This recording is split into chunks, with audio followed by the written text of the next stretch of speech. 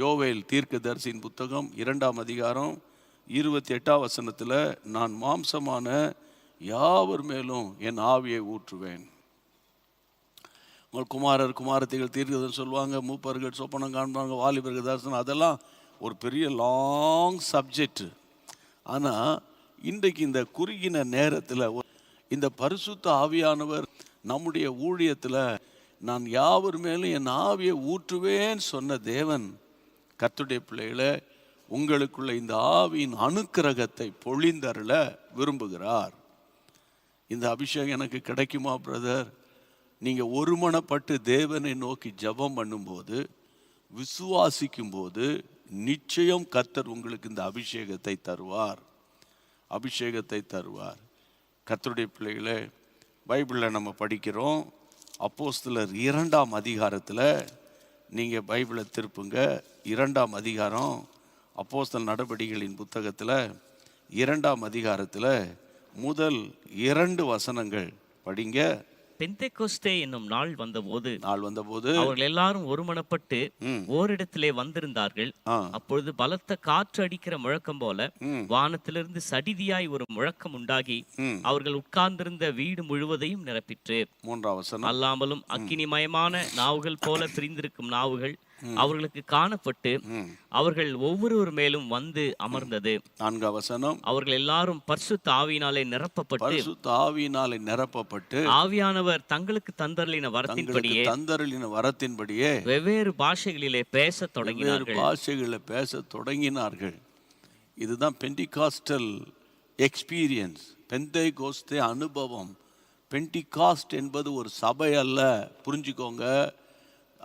சபைகளுக்கு பெயர் தான் பெந்தேகோஸ்தே சபைகள்னு வைக்கப்பட்டிருக்கிறது. ஆக்சுவலி இது ஒரு எக்ஸ்பீரியன்ஸ், இது ஒரு அனுபவம்.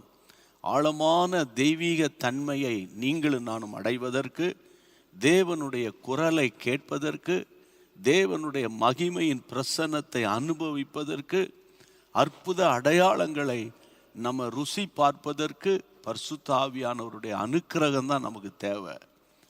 அப்போ பைபிளில் இப்படிப்பட்ட ஒரு ஆசீர்வாதம் இருக்கும் என்றால் ஏன் இதை நம்ம ஒதுக்கி வைக்கணும்? இல்லை, கர்த்தருடைய நாமத்தினால இந்த அபிஷேகம் எனக்கு கிடைக்குமா? இந்த அபிஷேகம் எனக்கு கிடைக்குமா? ஒன்னே ஒன்று, தாழ்மை உள்ளவனுக்கு கர்த்தர் கிருபை அளிக்கிறார், பெருமைக்காரனுக்கோ கர்த்தர் எதிர்த்து நிற்கிறார். யாக்கோபின் நிருபத்தில் சொல்லப்பட்டிருக்குது. நீங்கள் தாழ்மையுள்ள இருதயத்தோடு உங்களோட படிப்பு பெருமை, குலப்பெருமை, கோத்திர பெருமை, குடும்ப பெருமை, பணப்பெருமை இருந்தால் பணப்பெருமை, இதெல்லாம் அந்தஸ்து பெருமை, இதெல்லாம் தூக்கி தூர போட்டுட்டு, ஆண்டவரே நான் ஒன்றுமில்லை என்று தேவ சமூகத்தில் நீங்களும் நானும் தாழ்த்தும் போது, தாழ்மை உள்ளவனுக்கு அவர் கிருபையை அளிக்கிறாரே, பெருமைக்காரனுக்கு கர்த்தர் எதிர்த்து நிற்கிறார். அந்த வசனத்தை வாசிக்கலாம். அந்த வசனத்தை எடுங்க. இயேசுவின் நாமத்தினால கர்த்தருக்கு மகிமை உண்டாகட்டும். ஆண்டவருக்கு ஸ்தோத்திரம். ஆமென். யாக்கோபு 4:6.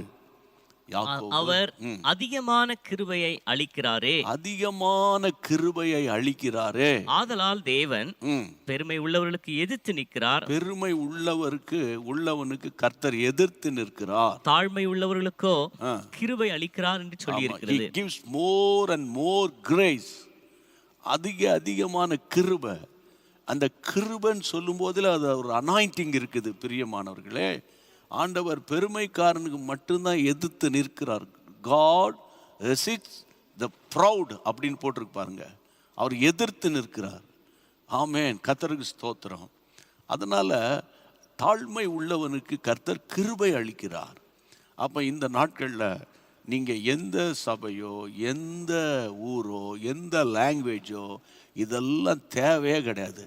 நீங்கள் இயேசுவுக்கு முன்பாக, ஏசப்பா நான் என்னை தாழ்த்துகிறேன்ப்பா, உம்முடைய அபிஷேகத்தை எனக்கு தாங்கப்பா என்று நீங்கள் தாழ்மை உள்ளவர்களாய் கேட்கும்போது நிச்சயம் கர்த்தர் உங்களுக்கு அபிஷேகத்தை உங்கள் மேல் ஊற்றுவார்.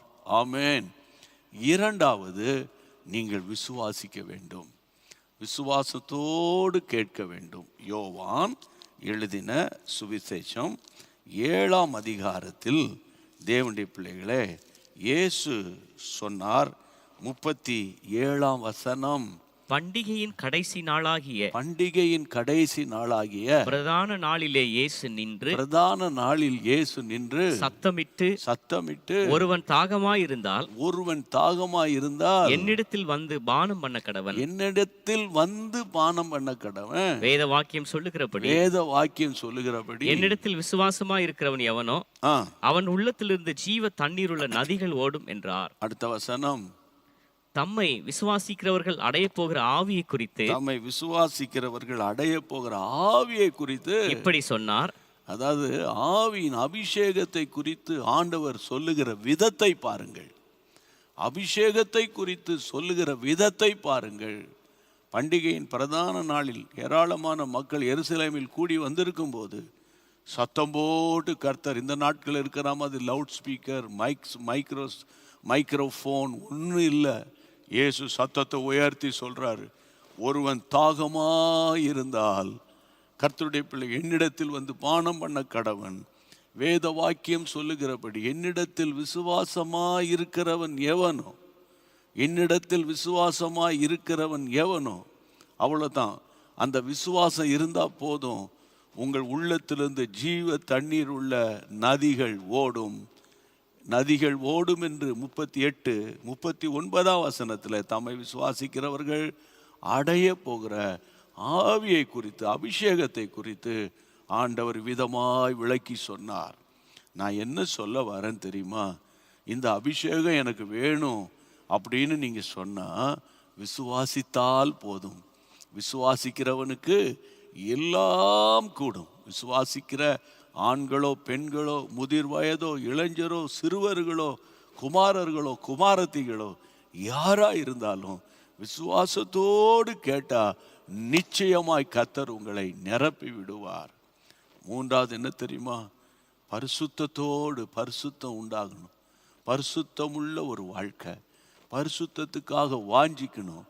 கர்த்தருடைய பிள்ளைகளே, 1 யோவான் 1ஆம் அதிகாரம் 7ஆம் வசனம் சொல்லுகிறது, அவருடைய குமாரனாகிய இயேசுவின் இரத்தம் சகல பாவங்களை நீக்கி நம்மை சுத்திகரிக்கிறது. இயேசுவின் இரத்தத்தால் சுத்திகரிக்கப்படும் போது நீங்களும் நானும் பரிசுத்தம் அடைகிறோம். பாவம் நிறைந்த உலகத்தில் வாழுகிறோம். பரிசுத்தம் குலைச்சலுக்குள்ள பிசாசு நம்மை கொண்டு போவான். அது பாவம் கிடையாது. ஆனால் பாவம் செய்யும் போது தான் பிசாசு நம்மளை வஞ்சித்துருவான். அப்போ பாவம் செய்கிற எவனும் அந்த பாவத்துக்கு அடிமையாக இருக்கிறான் என்று பைபிளில் படிக்கிறோம். அப்போ கர்த்தருடைய பிள்ளைகளே, 1 பேதுரு 1ஆம் அதிகாரம் 16ஆம் வசனத்தை படிங்க. உங்கள் பைபிளை திருப்புங்க கொஞ்சம். ஆமென். 1 Peter chapter 1 verse 16. நான் பரிசுத்தர் ஆகையால் நீங்களும் பரிசுத்தராயிருங்கள் என்று எழுதியிருக்கிறது. நீங்களும் பரிசுத்தராயிருங்கள். நான் பரிசுத்தர். கர்த்தருடைய பிள்ளைகள், ஆண்டவர் சொல்றாரு, அதாவது be holy because I am holy. நீ பரிசுத்தமாய் இரு, be holy. Amen. Holi life வாழ முடியலையே என்று சோர்ந்து போவாதீங்க. கர்த்தருடைய பிள்ளைகளை, இந்த உலகம் அசுத்தம் நிறைந்தது. இந்த அசுத்தம் நிறைந்த உலகத்தில் தான் நீங்களும் நானும் வாழ்கிறோம். கர்த்தருடைய பிள்ளைகளை, ஆண்டவராக இயேசு சொன்னார், இப்பிரபஞ்சத்தின் அதிபதி வருகிறான். இப்பிரபஞ்சம் அப்படின்னா உலகம், அதிபதினால் பிசாசு. இந்த உலகத்தின் அதிபதி வருகிறான். அவனுக்கு என்கிட்ட, அவன் சரக்கு என்கிட்ட ஒன்றுமில்லை என்று இயேசு சொன்னார். ஆமேன். கர்த்தருடைய பிள்ளைகளை, உலகத்தின் ஆவி என்று பைபிளில் சொல்லுது. அப்போ அதனால் தேவனுடைய பிள்ளைகளை, எங்கு பார்த்தாலும் பாவங்களும் பாவத்தை தூண்டக்கூடிய பலதரப்பட்ட சோதனைகள் நிறைந்தது தான் உலகம்.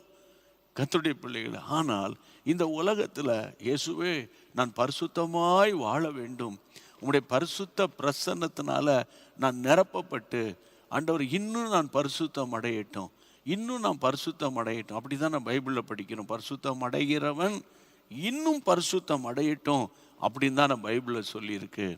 அப்போது நான் என்ன உங்களுக்கு சொல்கிறேன், பெருமை இருக்கக்கூடாது. 2வது விசுவாசிக்கணும். 3வது தாகத்தோட பரிசுத்தத்தை எனக்கு தாரும் ஆண்டவரேன்னு கேட்கணும். நாலாவது தாகத்தோடு கேட்கணும். அதுதான் யோவான் 7:37. ஒருவன் தாகமாய் இருந்தால் என்னிடத்தில் வந்து பானம் பண்ண கடவன் என்று ஆண்டவர் சொன்னார். தாகம், thirst, those who are thirst for the anointing, Lord will bless them. ஆமென். கர்த்தர் அவர்களை ஆசீர்வதிப்பார், அபிஷேகத்தினால நிரப்புவார். ஆகவே இந்த நாட்களில் நீங்கள் தேவனிடத்தில் கேளுங்க.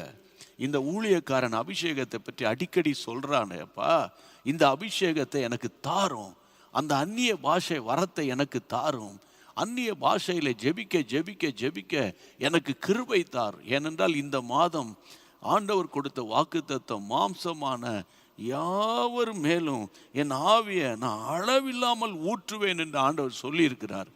அதனால இந்த பரிசுத்த ஆவியானவருடைய நதி, அப்படிதானே பைபிளை இப்போ வாசித்தோம். யோவான் 7:38 இந்த நதி, பரிசுத்த ஆவியான நதி கரை புரண்டு ஓடுன்னு சொல்லியிருக்கு நதி. எசேக்கியேல் தீர்க்கதரிசியின் புத்தகம் 47ஆம் அதிகாரத்தை திருப்புங்க. த புக் ஆஃப் எசேக்கியேல், கர்த்தருடைய பிள்ளைகளே, 47ஆம் அதிகாரத்தில் 9வது வசனத்தை படிக்கலாம். சம்பவிப்பது என்னவென்றால்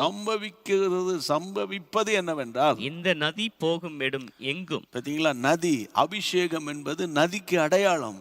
சம்பவிப்பது என்னவென்றால் இந்த நதி போகும் இடமெல்லாம் சஞ்சரிக்கும் ஜீவ பிராணிகள் யாவும் பிழைக்கும். ஆமா, அதாவது ஜீவ பிராணிகள் பிழைக்கும். அப்புறம் இந்த தண்ணீர் அங்கே வந்தபடினாலே, அந்த தண்ணீர் வந்தபடினால வெகு ஏராளமான மச்சங்களும் உண்டாயிருக்கும். மச்சங்கள் அது வந்து மீன்களுக்கு அடையாளம். இன்னொரு பக்கம் ஆத்துமாக்களுக்கு, ஸ்பிரிச்சுவல் சைட்ல பார்க்கும்போது ஆத்துமாக்களுக்கு அடையாளம். இந்த நதி போகும் இடம் எங்குமுள்ள யாவும் ஆரோக்கியப்பட்டு பிழைக்கும். அல்லேலூயா, ஆண்டவருக்கு மகிமை உண்டாவதாக. இந்த நதி, அபிஷேகமாகிய நதி போகிற இடங்களெல்லாம் இந்த ஆசீர்வாதம் வரும். எசேக்கியேல் 47:9. அப்போ கர்த்தருடைய பிள்ளைகளே, நான் பக்கத்தில் என் பேரை எழுதி வச்சிருக்கேன். அந்த 9ஆம் வசனத்தின் பக்கத்தில் என் பேரை எழுதி வச்சிருக்கிறேன். ஆமென். இந்த ராபின்சனுக்குள்ள ஓடுகிற இந்த நதி அப்படின்னு, அது மாதிரி நீங்கள் ரெபேக்காளுக்குள்ள ஓடுகிற இந்த நதி, கிரேஸுக்குள்ள ஓடுகிற இந்த நதி, இந்த ஜேம்ஸ்குள்ள ஓடுகிற இந்த நதி அப்படின்னு நீங்கள் எழுதி வச்சு விசுவாசத்தோட நல்லா ஜெபிச்சு ஜெபிச்சு ஜெபிச்சு ஜெபிச்சு நீங்கள் ஆவிக்குள்ளாக நிரம்பி அந்நிய பாஷைகளை இந்த மாதத்தில் நேரம் கிடைக்கும் போதெல்லாம், பகலில் ஒரு 10 நிமிஷம் டைம் இருக்குன்னா ஒரு தனியாக போய் எங்கேயாவது ஒரு தனிமையில் ஒரு 10 நிமிஷம் அந்நிய பாஷையில் ஜெபம் பண்ணுங்க. அந்நிய பாஷைகளை பேசி பேசி பேசி பேசினா, அந்நிய பாஷை பேசும்போது யார்கிட்ட பேசுகிறோம் உங்களுக்கு தெரியுங்கள? 1 கொரிந்தியர் 14ஆம் அதிகாரத்தில், 1 Corinthians chapter 14, 1 கொரிந்தியர் 14ஆம் அதிகாரத்தில் 2ஆம் வசனத்தை படிங்க பாப்போம். ஏனெனில் அந்நிய பாஷையில் பேசுகிறவன் ஆவியினாலே ரகசியங்களை பேசினாலும் அவன் பேசுகிறதை ஒருவனும் அறியாதிருக்கிறபடியினாலே அவன் மனுஷனிடத்தில் பேசாமல் தேவனிடத்தில் பேசுகிறான். தீர்க்க தரிசனம் சொல்லுகிறவனோ மனுஷருக்கு பக்தி விருத்தியும் புத்தியும் ஆறுதலும் உண்டாக்கத்தக்கதாக பேசுகிறான். ஆமென். இப்போ தீர்க்க தரிசனம் ஒருவன் உரைக்கிறார் என்றால் அங்க இருக்கிற மனுஷர்களுக்குள்ளே ஒரு பக்தி விருத்தி உண்டாகும், ஒரு புத்தி தெளிவடையும், ஒரு ஆறுதல் வரும். வேதனையோடு ஆத்துமாக்கள் வந்திருப்பார்கள். என் கர்த்தர் சொல்லுகிறார் அப்படின்னு ஒருவர் தீர்க்க தரிசனம் உரைக்கும் போது கேட்கிற எல்லா விசுவாசிகளுக்குள்ள ஒரு பெரிய ஒரு ஆறுதல் உண்டாகும். நான் கர்த்தர், நான் மாறாதவர், நான் உன்னை தோள்களில் சுமந்து வருகிறேன் அப்படின்னு ஒரு பாஸ்டர் தீர்க்க தரிசனம் உரைக்கிறார் என்றால் அந்த இடத்துல ஒரு பெரிய தேவ சமாதானம் வரும். அதே நேரத்தில் ஒரு விசுவாசி அந்நிய பாஷையை பேசுகிறார்கள் என்றால் அவர்கள் மனுஷனிடத்தில் பேசவில்லை, கர்த்தரிடத்தில் பேசுகிறார்கள். ஆமென். அதனால I humbly request you all, my dear brothers and sisters, நீங்கள் அந்நிய பாஷையை கேளுங்க ஆண்டவர்கிட்ட. ஆண்டவரே, அந்நிய பாஷை வரத்தை எனக்கு தாரும் என்று கேளுங்க. கர்த்தர் உங்களை அளவில்லாமல் நிரப்பி தம்முடைய பரிசுத்த நாமத்தை மகிமைப்படுத்துவார். அவரவருக்கு தந்தருளின வரத்தின்படியே வெவ்வேறு பாஷைகளை பேச தொடங்கினார்கள். they were began to speak unknown tongues. அப்படி ஆவிக்குள்ளாக நிரம்பி ஜெபிக்க ஆரம்பித்தார்கள். அதனால நான் உங்களோடு கூட பேசுகிறது மாத்திரமல்ல, அவங்க ஆப்பிரிக்காவில் இருந்தாலும் சரி, மலேசியாவில் இருந்தாலும் சரி, சிங்கப்பூரில் இருந்தாலும் சரி, புரியுதா உங்களுக்கு, சென்னையில் எங்கே இருந்தாலும் சரி, வட மாநிலத்தில் திருநெல்வேலி, தஞ்சாவூர், புதுக்கோட்டை, ராமநாதபுரம், கன்னியாகுமரி, எங்கே இருந்தாலும் உங்கள் வீட்டுக்குள்ளே பரலோக அக்கினி, தேவ பிரசன்னம் உங்களை நிரப்பும் பிரியமானவர்களே. ஆமென். ஆண்டவருக்கு ஸ்தோத்திரம், கர்த்தருக்கு ஸ்தோத்திரம். கொரோனா நாட்களில் திடீர்னு எனக்கு ஞாபகம் வருது, ஒரு நாள் இரவு ஜெபம் நடத்திக்கிட்டு இருக்கிறோம். அந்த குவைத்தில் இருக்கிற ஒரு சகோதரிக்குள்ள அசுத்தாவி போராடுகிறது. அவங்க ஃபோனை போட்டு, இந்த அசுத்தாவி எனக்குள்ள அலகழிக்குது, நீ நிறுத்து, டிவி பேசாத, நீ யூடியூப்ல பேசாதன்னு அந்த பிசாசு அங்கிருந்து என்னை அதட்டுது. இயேசுவின் நாமத்தினால கடிந்து கொள்ளுகிறேன் சொன்னபோது அதோட சத்தமே காணோம். கர்த்தருக்கு ஸ்தோத்திரம். அதனால எத்தனாயிரம் கிலோமீட்டருக்கு அப்பால் இருந்தாலும் என் ஆவியானவர் பலமாய் இறங்கி போய் எந்த வியாதிகளையும், பிசாசின் கட்டுகளையும், பில்லி சூனிய மந்திர வல்லமைகளை ஆவியானவர் முறித்து போடுவார். ஆமென். எல்லாரும் ஜெபம் பண்ணுவோம், ஒப்பு கொடுத்து ஜெபம் பண்ணுவோம். ஆமென்.